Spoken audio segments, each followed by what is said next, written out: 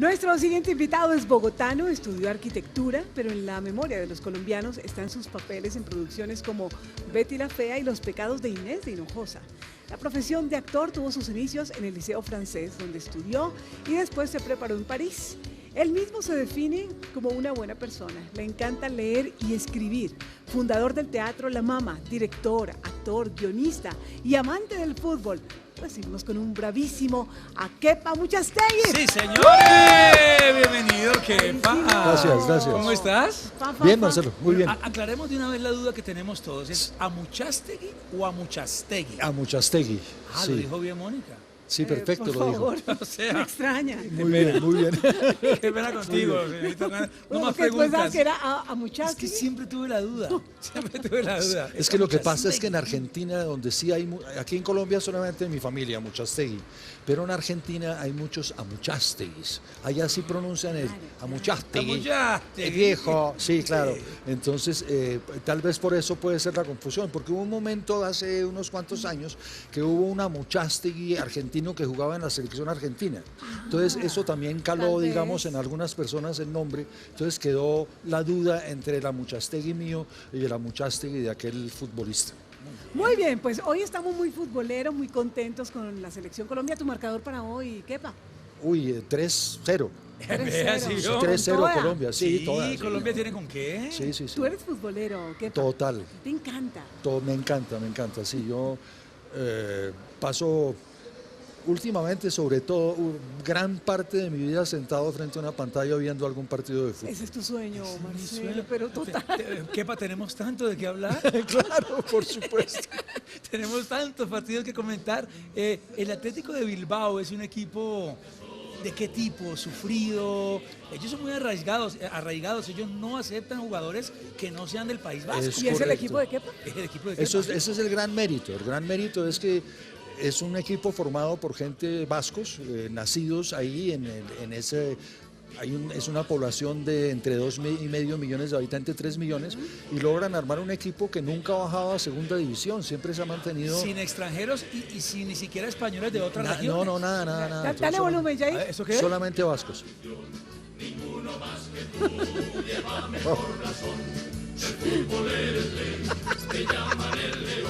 Te pones la camiseta. El y todo. León, es conocido como el León. Mira, Los Leones, sí. Los Leones. De San Mamés, sí. En Colombia te quedaste sin equipo, o sea, como que fuiste de un equipo a otro. A ver, esa historia es un poquito larga. Yo, cuando era pelado, Sí. mi papá fue revisor fiscal del Club Los Millonarios. Esta fue la época de oro del fútbol de los Millonarios. Estaban Di Stéfano, Pedernera, los famosísimos jugadores de aquella época. Y a mí mi papá me llevaba los domingos, cuando había partido, me llevaba al club Los Millonarios, que quedaba en la Caracas con 22. Antes del partido él revisaba sus cuentas y sus cosas y yo me sentaba como pelado con pantaloncito corto y tal con estos jugadores. Entonces yo conocía a Zuluaga, a Cosi, a Pini, a Pedernera, a todos ellos, y yo era como la mascota.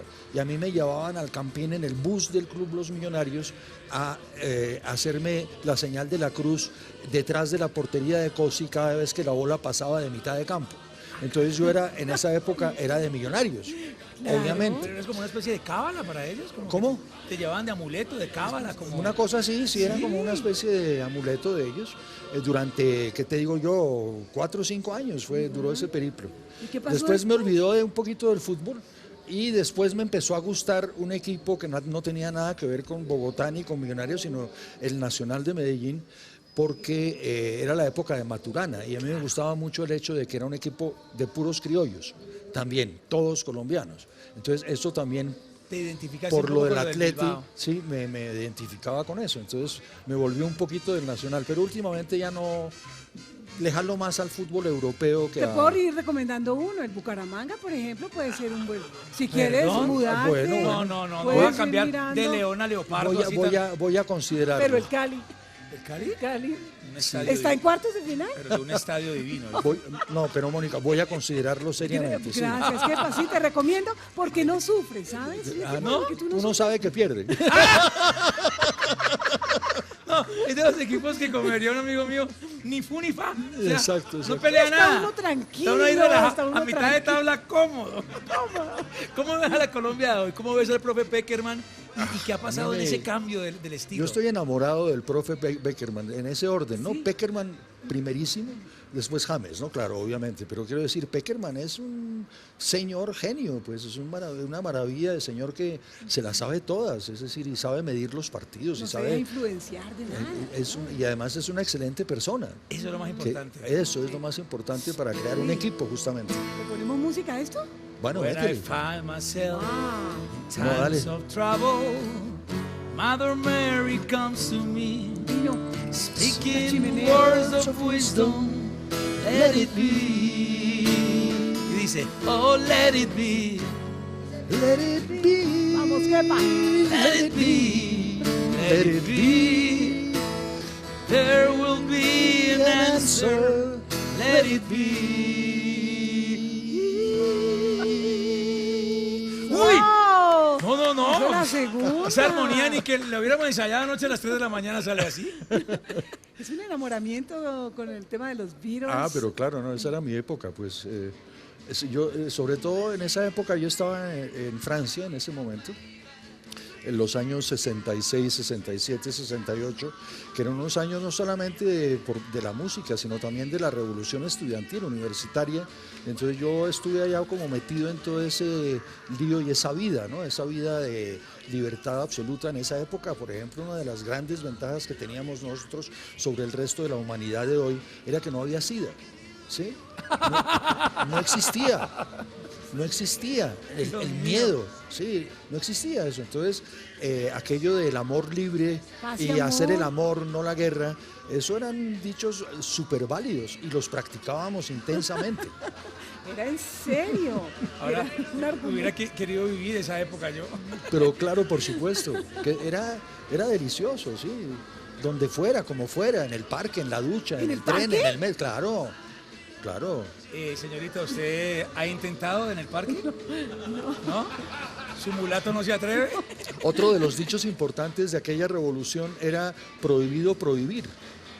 Entonces, los pastos de los parques, entonces todos tienen letreritos, en Francia sobre todo, ¿no? No pisar el prado. Sí. Pero entonces, como estaba prohibido prohibir por la revolución, entonces no solamente se pisaba el prado, sino que se hacían cosas hasta impensables en los prados. Y esa generación estaba un poco dividida musicalmente entre los Beatles y los Rolling Stones. Sí. Eran como los niños buenos, los chicos malos, los Eso. irreverentes, los más Sí, románticos. exacto.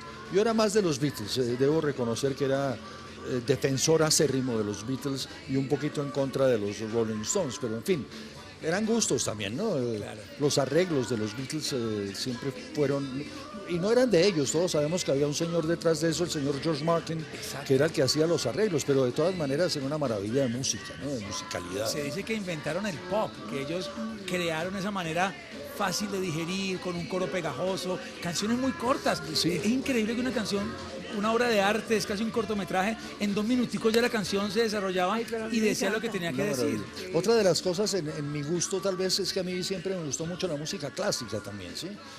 Beethoven, Mozart, Mahler, etcétera.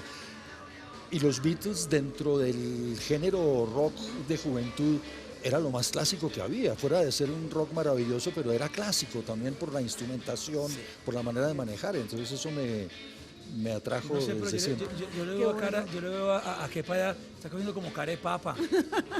Bueno, no de papa del alimento, no. sí, sí, sí. No, un momentico, Sí. no malinterprete. No, No, sí, de no. papa pastusa, no. Te no. entiendo, te No, entiendo. Papa de Vaticano. Qué bueno verlo como el Papa Francisco. Te vimos en este documental. Papa ¿no? Rebelde, El sí. Papa De Rebelde. Nat Geo. ¿Qué tal? Kepa? Pues muy interesante, ¿no? Fue un trabajo muy lindo, sobre todo que es bien difícil interpretar un personaje que es vivo, ¿no? Y de la magnitud y la importancia del Papa Francisco que la tiene hoy en día. Entonces había que manejar toda una serie de parámetros de respeto, de tratar de aparentarme, si no físicamente, por lo menos en la gestualidad y en su comportamiento. Sobre todo no era como interiorizar una cantidad de datos que recogí por los medios masivos y todas estas cosas. ¿Qué no sabías del catolicismo, de ese mundillo del que se habla tanto y qué descubriste al ponerte en los zapatos del Papa?